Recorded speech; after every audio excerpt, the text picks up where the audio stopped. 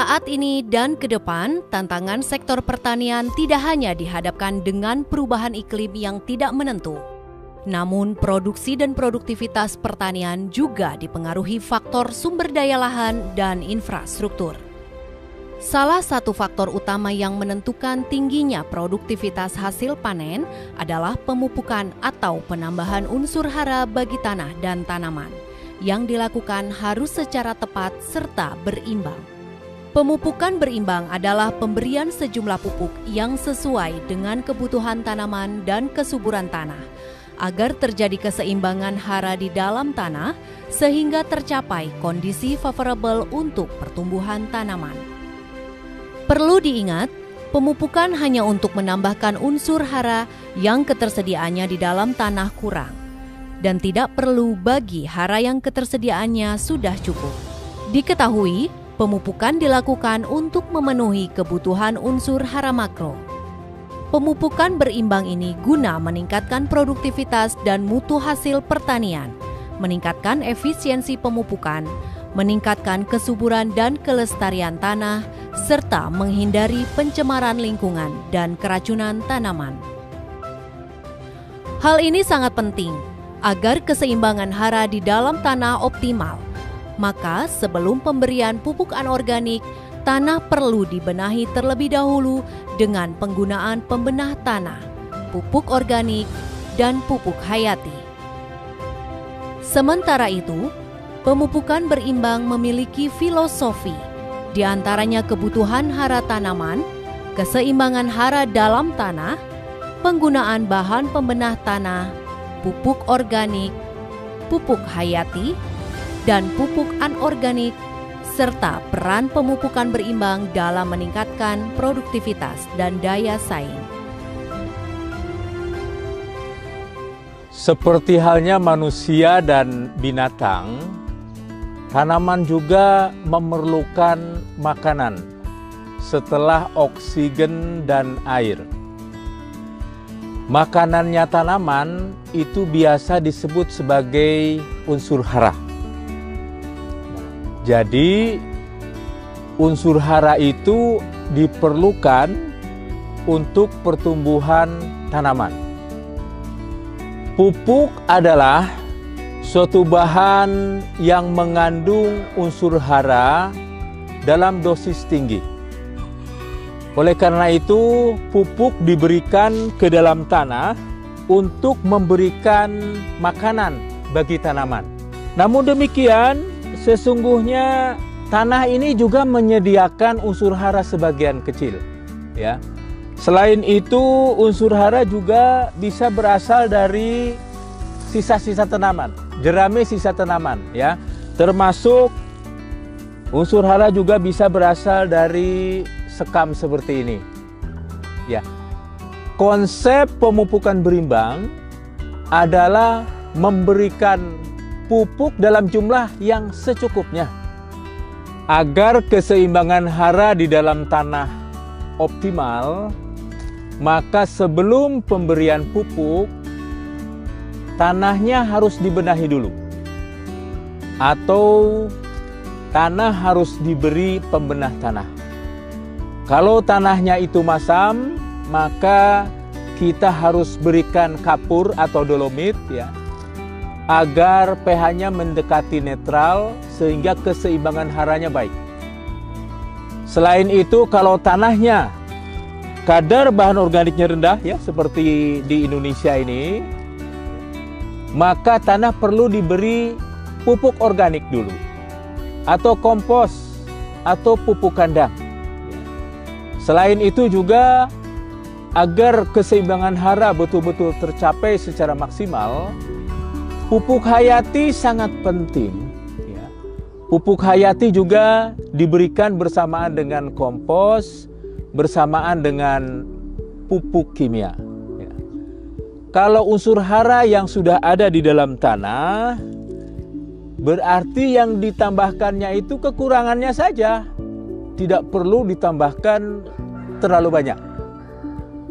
Konsep pemupukan berimbang itu adalah penambahan sejumlah pupuk untuk membuat keseimbangan hara di dalam tanah itu favorable atau kondusif untuk pertumbuhan tanaman, ya, sehingga tanaman memberikan performance, ya, atau penampilan yang baik, yang akhirnya produksi menjadi tinggi. Sekali lagi, di dalam pemupukan berimbang, berikan pupuk secukupnya. Ya. Berikan pupuk secukupnya berarti tidak berlebih. Karena kalau kita memberikan pupuk berlebih, itu tanaman tumbuhnya akan sukulen dan relatif empuk. Sehingga ini menjadi kesukaan hama dan penyakit tanaman. Oleh karena itu, kalau kita memupuk berlebih, itu akan meningkatkan risiko terserang hama penyakit. Selain itu, untuk tanaman padi, ya, termasuk juga jagung, kalau pemberian pupuk terlalu banyak, dia akan mudah roboh. Ya. Dan tentu kalau udah roboh, dia akan mengurangi produktivitas. Selain itu, kalau kita memupuk berlebih, juga itu namanya pemborosan. Ya. Tidak efisien.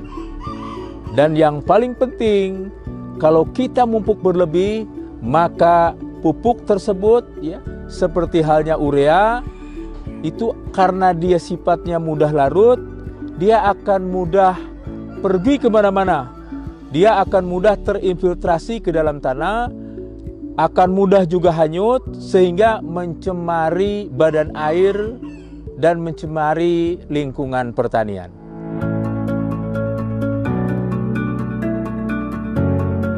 Kebutuhan unsur hara makro dan mikro dapat dipenuhi melalui penggunaan pupuk, baik berupa pupuk tunggal maupun majemuk dengan 5 tepat.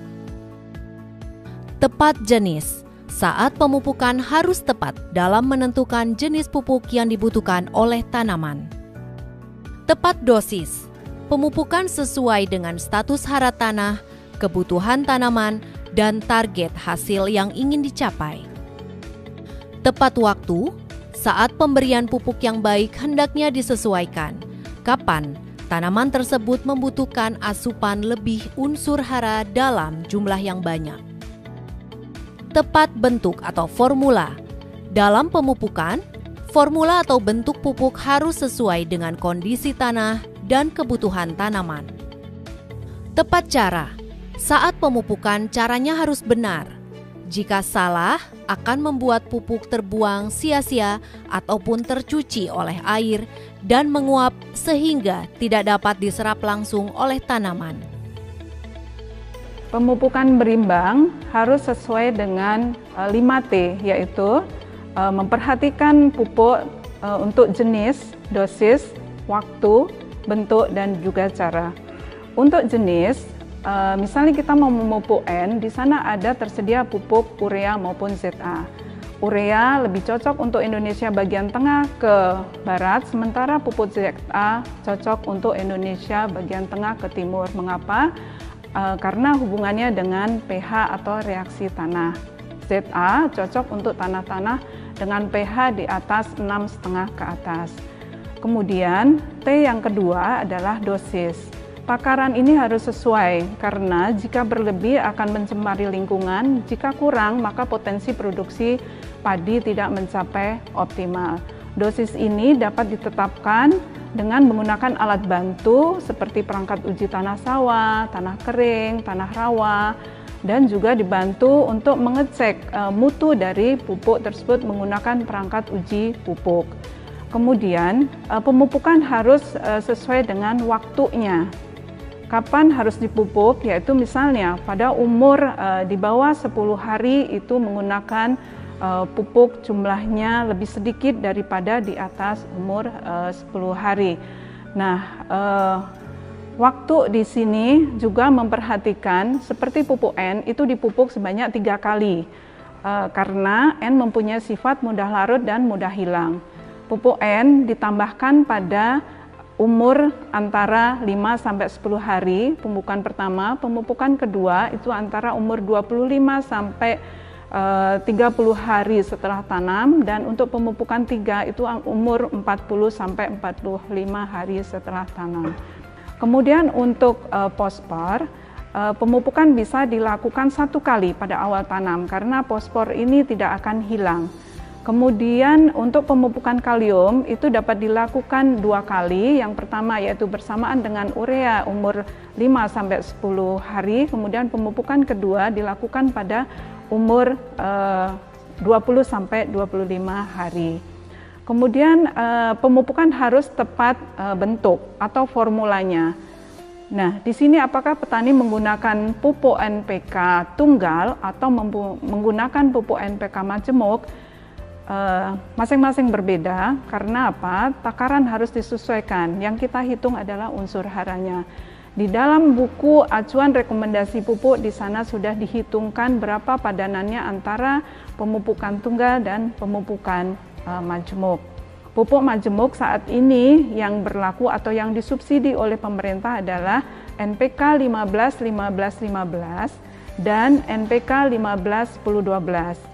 NPK 15-10-12 ini adalah formula baru menyesuaikan dengan perubahan status hara tanah sawah di Indonesia terkini. Kemudian yang terakhir adalah bagaimana cara memupukkan yang baik. Apakah itu disebar kemudian dibenamkan, apakah disemprot, ini tergantung kepada jenis pupuknya atau targetnya. Untuk pupuk urea ini sebaiknya dibenamkan karena mudah hilang baik larut maupun menguap. Untuk pupuk yang lainnya disebarkan kemudian bisa dilakukan dengan menginjak-injak tanah agar masuk ke dalam area perakaran. Berbicara tentang pemupukan berimbang, Badan Litbang Pertanian telah menghasilkan produk-produk inovasi yang mendukung pemupukan berimbang. Ada di samping saya ini adalah perangkat uji tanah sawah untuk membantu penyusunan rekomendasi lahan sawah di Indonesia. Kemudian alat yang kedua adalah perangkat uji tanah kering untuk membantu penyusunan rekomendasi tanaman padi gogo. Kemudian yang ketiga ini adalah perangkat uji tanah rawa untuk mendukung penyusunan rekomendasi spesifik lokasi untuk lahan rawa. Dan apabila rekomendasi ini telah tersusun dengan baik, maka dibantu oleh perangkat uji pupuk yang berada di paling kanan ini adalah untuk mengetahui apakah pupuk yang diukur ini sesuai dengan kadar di dalam kemasannya. Dan juga ada alat bantu lain yang berupa buku acuan rekomendasi pemupukan NPK per kecamatan se-Indonesia. Masing-masing mempunyai fungsi yang berbeda-beda. Maksudnya adalah untuk perangkat uji ini adalah lebih spesifik lokasi yang dipergunakan oleh petani dan penyuluh, sementara buku dan peta ini adalah untuk acuan alokasi pupuk.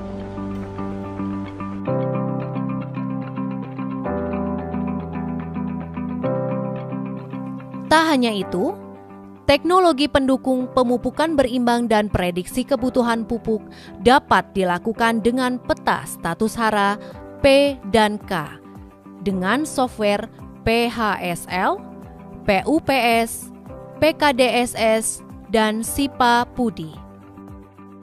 Peta ini biasa digunakan untuk penyusunan kebutuhan pupuk, kalender tanah, dan rekomendasi pupuk spesifik lokasi. Sementara, penyusunan rekomendasi pupuk spesifik lokasi dapat menggunakan perangkat uji tanah, PUTS, PUTK, PUTR, PUHT, dan penggunaan bagan warna daun. Dalam pemupukan, seringkali petani tidak melakukan dengan benar, sehingga berdampak pada seberapa besar manfaat pemupukan tersebut terhadap pertumbuhan dan produktivitas tanaman. Manfaat bagi petani yang didapatkan dengan pupuk berimbang yaitu adalah pertama untuk keadaan tanaman, yaitu bisa tumbuh subur, tumbuh gembur, dan juga nantinya diharapkan produksinya akan mendapatkan produksi yang sangat bagus dengan arti produksi maksimal. Respon petani cukup bagus, istilahnya petani di sini itu sangat respon terhadap teknologi sehingga mereka mencari sendiri, istilahnya berusaha untuk mengaplikasikannya sendiri. Pupuk berimbang itu sangat drastis sekali menaikkan hasil produksi bagi kedelai itu, karena di dalam pertumbuhan kedelai aja sangat jauh dengan tidak memakai pupuk berimbang. Kalau tidak memakai pupuk berimbang itu produksinya agak kurang. Kebetulan pernah pada tahun 2018 ya, waktu itu memang optimal banget, jadi keadaan curah hujan bagus, terus pupuknya masuk semua, sehingga bisa menghasilkan 10 ton per hektar, Pak. Itu luar biasa. Pemupukan berimbang sejauh pengetahuan kami, yang pertama-tama sebelum kita melaksanakan pemupukan, diadakan juga uji tanah, ya. Uji tanah, kebutuhan atau apa yang dibutuhkan oleh tanah tersebut. Baru setelah diuji tanah, kami menyiapkan pupuk yang dibutuhkan para petani untuk kebutuhan tanaman. Yang pertama, manfaat itu adalah tambahannya hasil, ya. Tambahannya hasil itu manfaat dari pemupukan berimbang. Dari 5,5 kepada 6,5 itu sudah 1 ton, malah sampai 2 ton bisa lebih dengan pemupukan. Yang kedua dengan biaya tadi. Biayanya bisa ngirit, ya. Artinya berapa kali mupuk, tiap ini dipupuk. Nah, dengan berimbang ini alhamdulillah tidak istilahnya terus-terusan biaya yang keluar untuk biaya pemupukan. Itu bisa ngirit. Pemupukan berimbang dapat dilakukan dengan mengombinasikan penggunaan pupuk anorganik, pupuk organik, dan pupuk hayati yang optimal untuk meningkatkan produktivitas dan produksi pertanian secara berkelanjutan dan ramah lingkungan. Demikian informasi tentang pemupukan berimbang dan cerita pengalaman sejumlah penyuluh dan petani melakukan pemupukan. Semoga bisa menjadi manfaat dalam menentukan kesuburan lahan guna tingkatkan produktivitas pertanian.